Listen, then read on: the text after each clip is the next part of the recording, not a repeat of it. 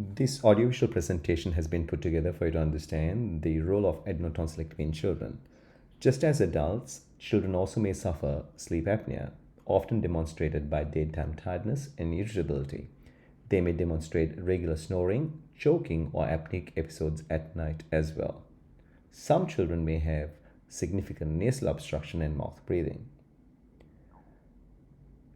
The tonsils and the adenoids are the main reasons for obstructive breathing in children.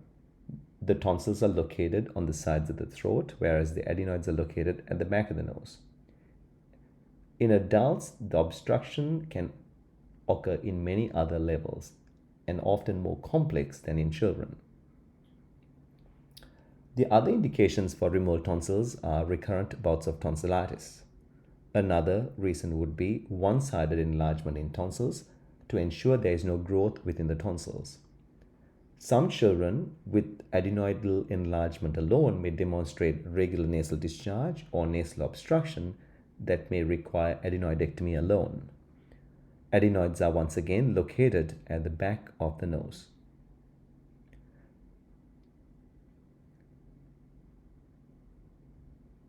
Surgery is performed in a well-equipped hospital with modern equipment. Adenoid surgery can be done as a day operation, whereas tonsillectomy as an overnight stay. On the day of surgery, you will accompany the child to theatre until the child falls asleep, and you will go to the recovery area where the surgeon will come and talk to you after surgery.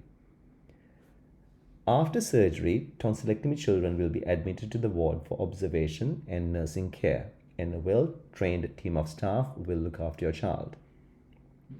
When they sleep, we'll monitor their oxygen to ensure there's safe recovery.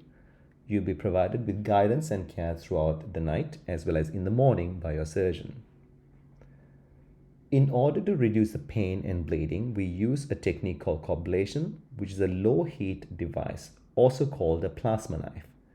It produces approximately 40 degrees of Celsius heat as opposed to 400 Celsius by diathermy. In experienced hands, it reduces bleeding as well as pain. We use the same technique for removal of adenoids, which reduces the risk of recurrence or infection as opposed to the traditional scraping of the adenoids.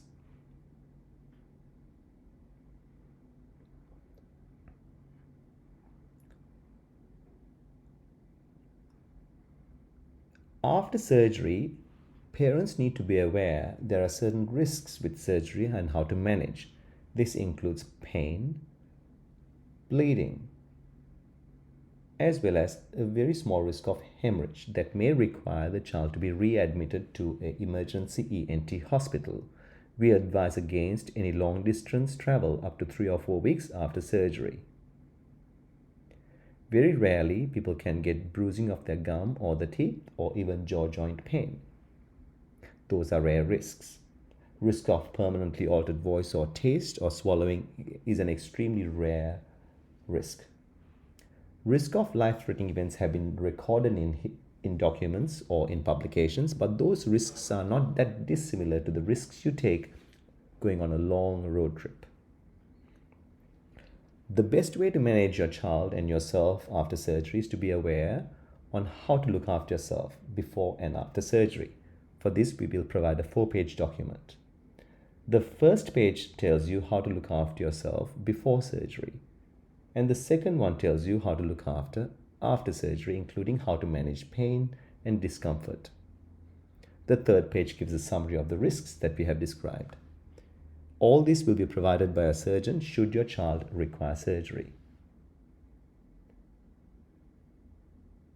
In addition to this, you will be also provided with a College of Surgeons document that describes things a bit more in detail, but we find the summary document is all that you need for good understanding. Once again, just as adults, children may suffer sleep apnea as well. There are indications for adenotonsillectomy in children as well as in adults. Often this surgery is carried out in a safe manner with the best possible techniques in a safe environment.